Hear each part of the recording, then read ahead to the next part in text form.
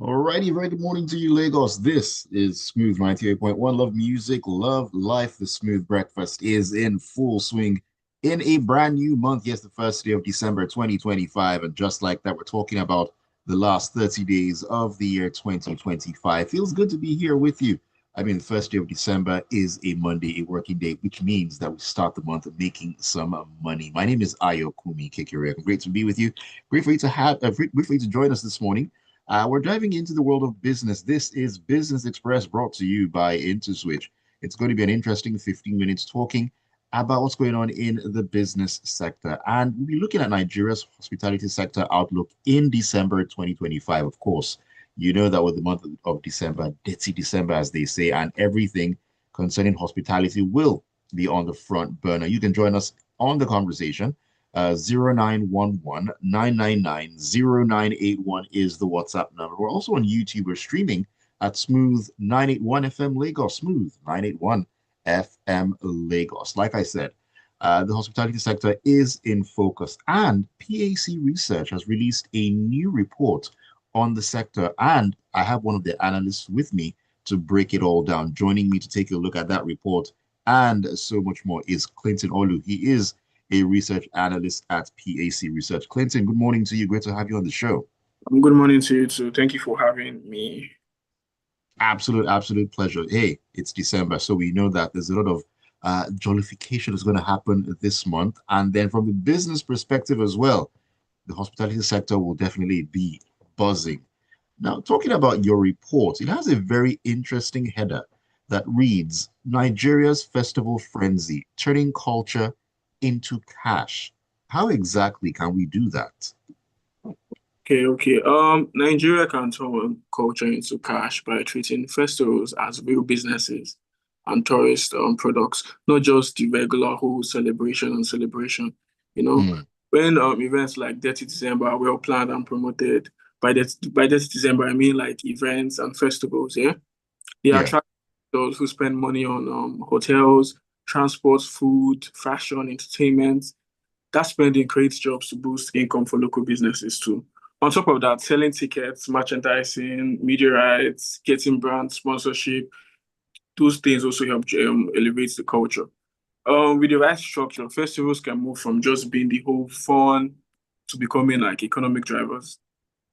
Okay, that's an interesting perspective.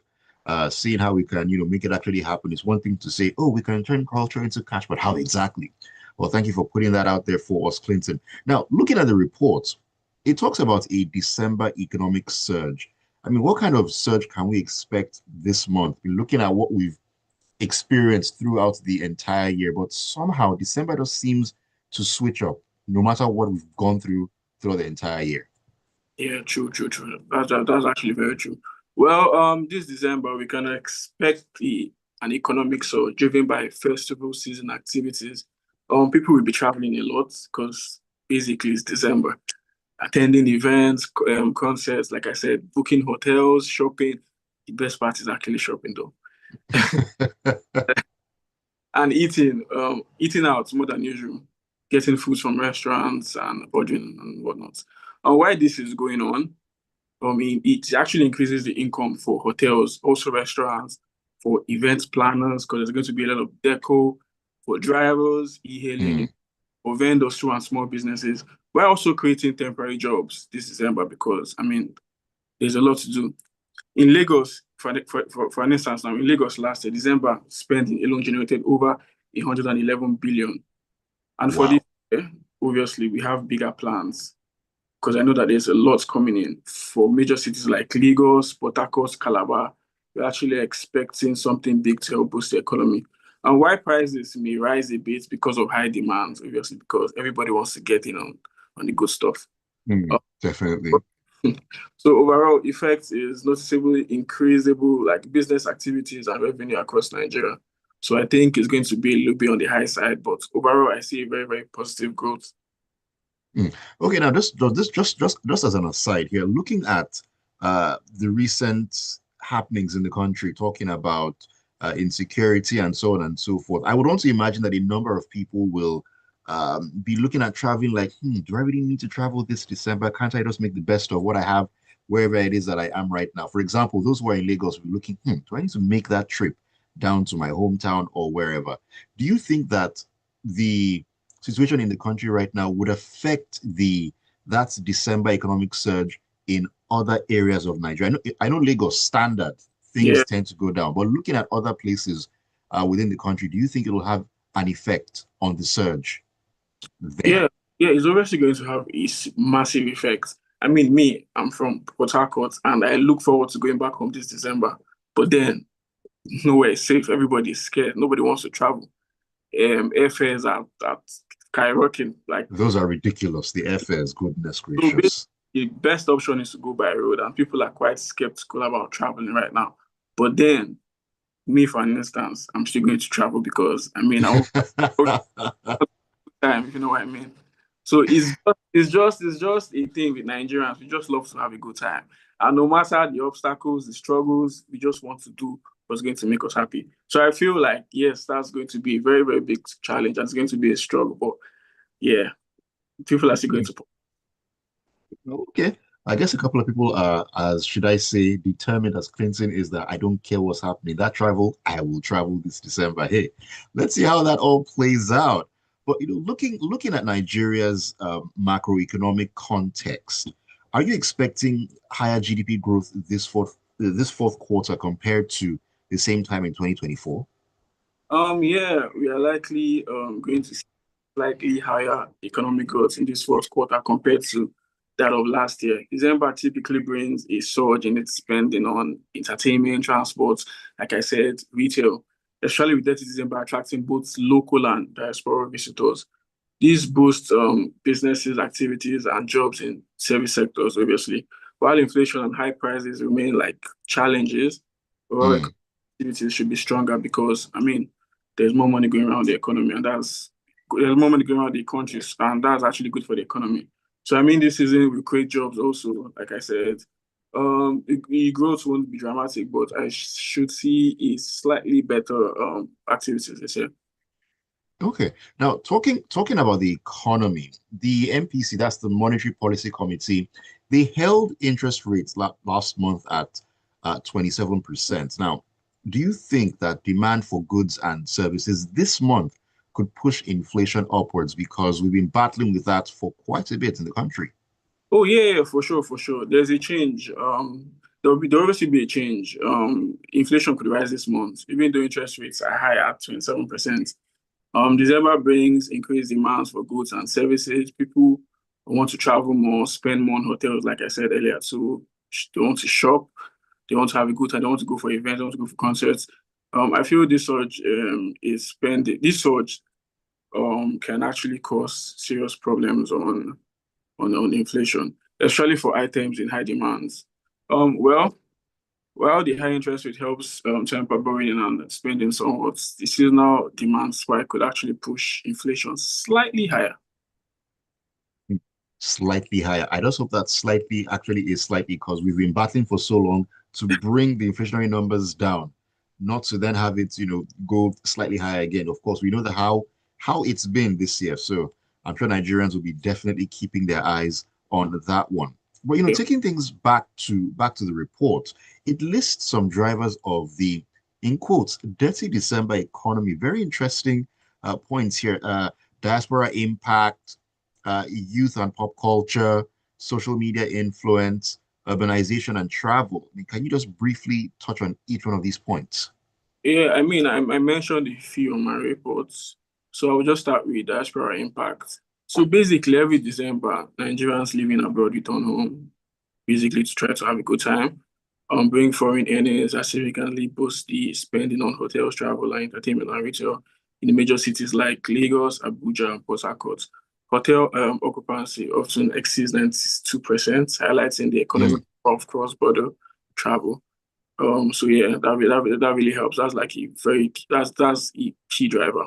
The next one is youth and pop culture. So okay. Nigerian youths, I mean the Gen Zs, are popular. They are popular with like music, events, fashion, nightlife. I mean, night clubs and the rest, and creating experiences. Afro concerts and street festivals, for example, grew 20 to 30% last year. So you can see Hmm. people coming in tune with the whole outside life.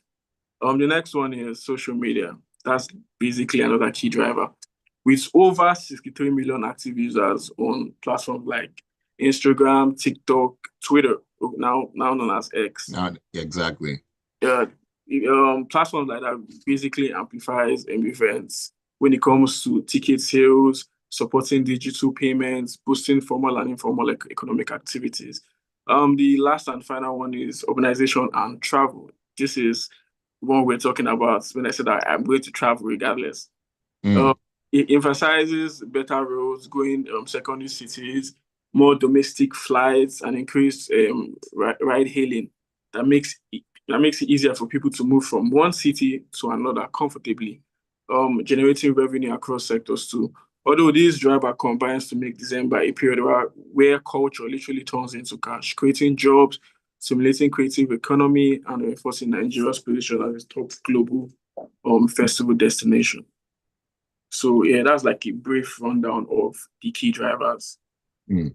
And those, I mean, listening to you just go through each and every single one of them, it does make a whole lot of sense. And you mentioned the Gen Z. Well, I just want to add that slowly but surely, Gen Alpha are getting themselves into the conversation. Those are children born between I think 2010 and 2024. So a 2010 child is like 14, but trust me, they have a whole personality of their own. I don't know what's happening in the world, but Yeah, that's just the way it is. that, I mean, that's actually a new wave coming in right now.